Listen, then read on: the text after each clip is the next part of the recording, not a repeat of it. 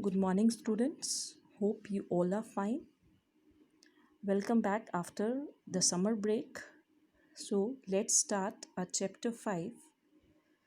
So, before starting that, I want to set some instructions that from now your attendance will be marked regularly, and for that, what you have to do after seeing the video the same day, you have to write your name in the comment box so that I can mark your attendance after seeing it.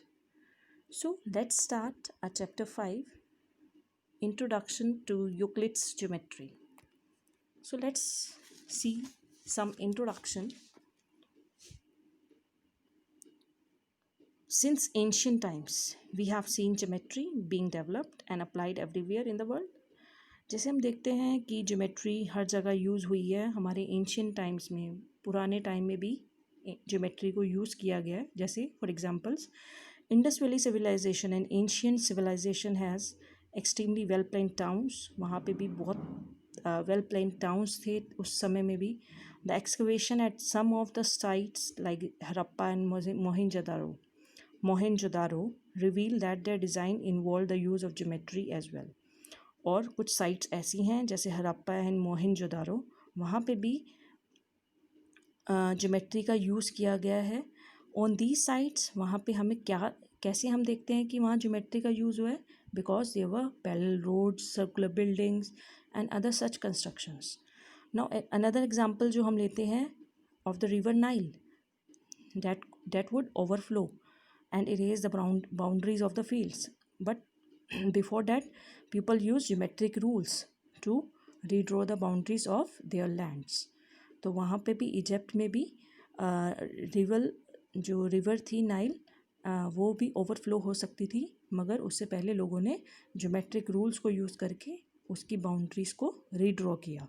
So we can दस say that the development of geometry and its usage has been happening since a long time. तो geometry का use बहुत समय से हो रहा है.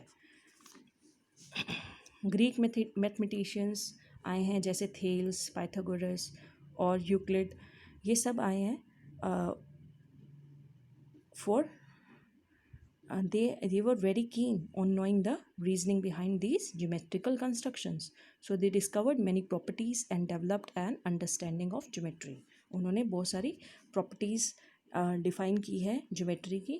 All of this work was collected and arranged later by Euclid into his famous research which he named Elements. उसके बाद यूक्लिड ने उन सब चीज़ों को अरेंज किया और एक अपनी रिसर्च करी, एक बुक लिखी जिसको उसने नाम दिया एलिमेंट्स. तो यूक्लिड ज्योमेट्री है क्या?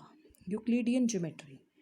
एलिमेंट क्या है? Element was a book written by Euclid having 13 chapters, and this book influenced the whole world's in understanding of geometry.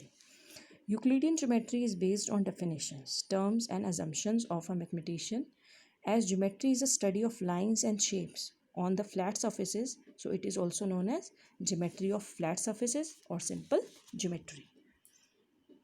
So geometry is now widely used in fields like geometry हम कहाँ का use करते हैं? Architecture में, construction में, carpentry में, art में, astronomy में, और भी बहुत सारी फील्ड्स हैं जहाँ पे हम ज्योमेट्री का यूज़ करते हैं. In our studies also, a student is also using geometry in their studies. So now अब ये देखिए, what is this? It is a solid shape. इसका नाम भी हमें पता है, इट इज़ अ क्यूबॉइड, हम ऑलरेडी पढ़ चुके हैं. So a solid object has a shape, size and position and can be moved from one place to another. एक सॉलिड चीज़ को हम लेके जा सकते हैं. It has 3 dimension. इसके अंदर 3 डायमेंशन होती है, लेंथ, ब्रेड्थ और हाइट. ये लेंथ होती है, this we all know. This is breadth and this is height. ठीक है. Now the boundaries of a solid. जब इसकी बाउंड्रीज देखते हैं, अब ये सॉलिड बना कैसे? एक एक सरफेस को ज्वाइन करके. तो the boundaries of a solid are known as surfaces. तो इसका सरफेस कैसा है? रेक्टेंगुलर शेप का है and it has 2 dimensions, length and breadth. Now the boundary of a surface can be curve line और अ स्ट्रेट लाइन. अब इसकी boundary कैसी होगी? इसका बाउंड्री कैसी है, या तो कर्व लाइन होगी या स्ट्रेट लाइन, जैसे इसमें स्ट्रेट लाइन है तो it has one dimension, line का वन डायमेंशन होता है. And the and these curve lines और straight lines and in points, और ये लाइन्स जो होंगी वो किस में एंड करेंगी, पॉइंट में, और पॉइंट के कोई डायमेंशन नहीं होता है. तो हम क्या देख रहे हैं कि सॉलिड, सरफेस, लाइंस, पॉइंट, हर एक में डायमेंशन एक एक कम होता जा रहा है. Solid has 3 dimension, surface 2, line 1 and point no dimension. अब कुछ डेफिनेशंस हैं इनकी बुक में दी गई है. हालांकि इसकी इनकी बुक में 23 डेफिनेशंस हैं, but few of them 7 are listed है.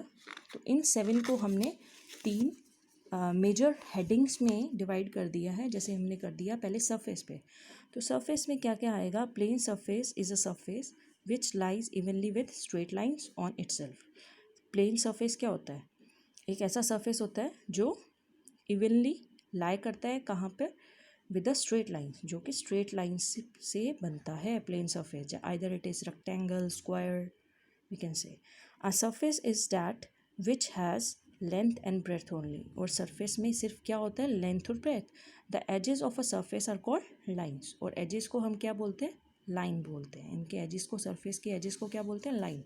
सेकेंड, हमने जो ग्रुप किया है 2 डेफिनेशंस को अंडर लाइन. लाइन क्या है, a straight line is a line which lies evenly with points on itself. Straight line कैसे बनेगी, जो उन पॉइंट्स को ज्वाइन करके बनेगी जो उस पर होगी. ठीक है. अ line is a breadthless length. Line को हम क्या बोल सकते हैं, ब्रेथलेस लेंथ भी बोल सकते हैं, because it is not having breadth. इसकी कोई चौड़ाई नहीं होती है, only it is a length. So it can be called breadthless length. Point क्या है, a point is that which has no part. Point का कोई पार्ट नहीं होता है. The ends of a line are points.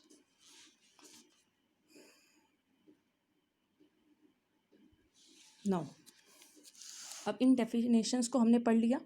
If you carefully study these definitions, you find that some of the terms like part, length, breadth, length, evenly, etc. need to be further explained clearly. For example, consider his definition of point. अगर हम point की definition देखें तो in this definition a part needs to be defined.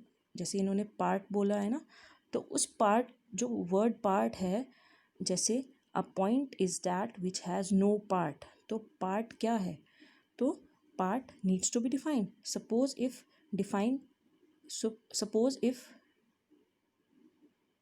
you define a part.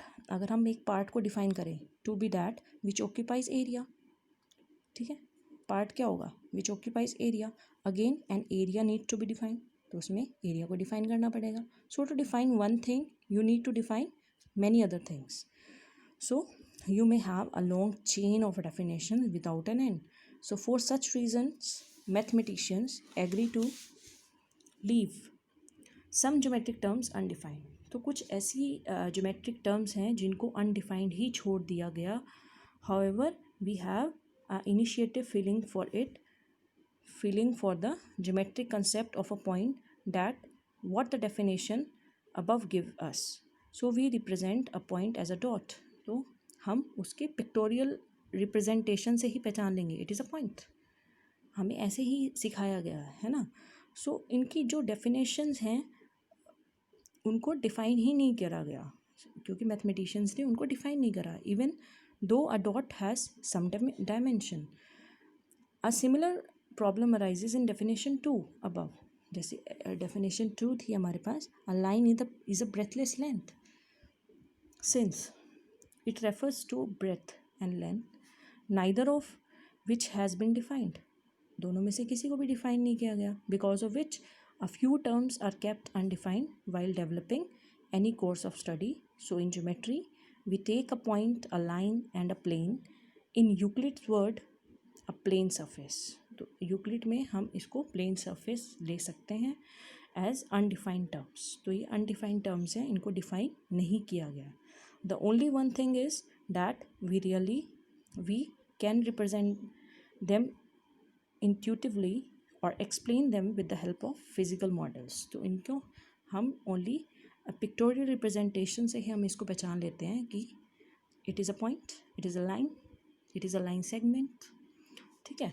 So now we learned how Euclid provided some basic definitions for certain terms. Using these definitions, he made some assumptions.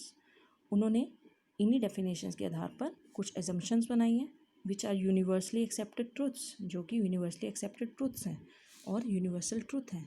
जैसे हम daily example ले सकते हैं in a daily routine. The sun rises in the east.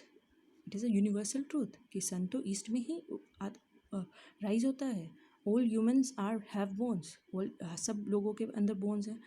Our life are the examples of universal truths. ये सब कैसे examples हैं universal truth के हैं. Similarly, Euclid ने has also observed some universal mathematical truths also. उनको उन्होंने क्या नाम दिया? Axioms and postulates. अब axioms क्या होते हैं? Mathematical statements that have been accepted to be true without proof. जो ये मैथमेटिकल स्टेटमेंट्स होती हैं जिनको हम एक्सेप्ट करते हैं true without any proof, that are axioms. And postulates क्या होते हैं? Mathematical statement specific to geometry. Postulates जो हैं वो ज्योमेट्री में ही यूज़ होते हैं and that have been accepted to be true without proof. इनको भी विदाउट प्रूफ ही एक्सेप्ट किया गया है. तो एक्सियम्स तो मैथ्स में कहीं भी लग सकता है, but postulates particularly applies in geometry. So that's all for today. We will be discussing different axioms and postulates in the next class. Thank you and have a nice day.